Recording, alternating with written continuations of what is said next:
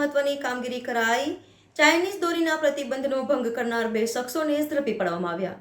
વડોદરા શહેર એસઓજી દ્વારા મહત્વની કાર્યવાહી। વડોદરામાં શહેરમાં ચાઇનીઝ દોરી અને લોન્ચર પરનો પ્રતિબંધ લાદવામાં આવ્યો છે। આ પ્રતિબંધનો ભંગ કરનારા 2 શખ્સોને વડોદરા શહેર એસઓજી દ્વારા ઝડપી પાડવામાં આવ્યા છે। આરોપીઓ પાસેથી મોટી માત્રામાં પ્રતિબંધિત ચાઇનીઝ દોરીની રીલો મળી આવી છે, જેની કુલ કિંમત ₹3,81,400ની છે।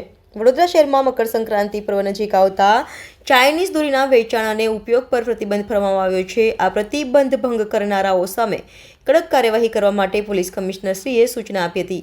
આ સૂચના અનુસાર એસઓજીની ટીમો દ્વારા શહેરમાં ચેકિંગ કામગીરી હાથ ધરવામાં આવી રહી છે। આ દરમિયાન મળેલ બાતમીના આધારે પાણીગેટ ગાર્ગી ભવન ગર્લ્સ હોસ્ટેલ પાસેથી 2 શખ્સોને ઝડપી પાડવામાં આવ્યા હતા।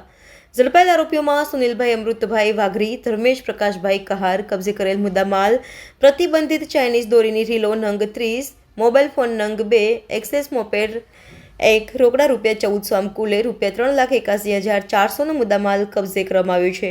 આરોપીઓ સામે પાણીગેટ પોલીસ સ્ટેશનમાં ગુનો નોંધવામાં આવ્યો છે અને કાયદેસરની કાર્યવાહી હાથ ધરવામાં આવી છે। ઉલ્લેખનીય છે કે વડોદરા શહેર એસઓજી દ્વારા અગાઉ પણ ચાઇનીઝ દોરીના વેચાણ અને ઉપયોગ અંગે કાર્યવાહી કરવામાં આવી છે।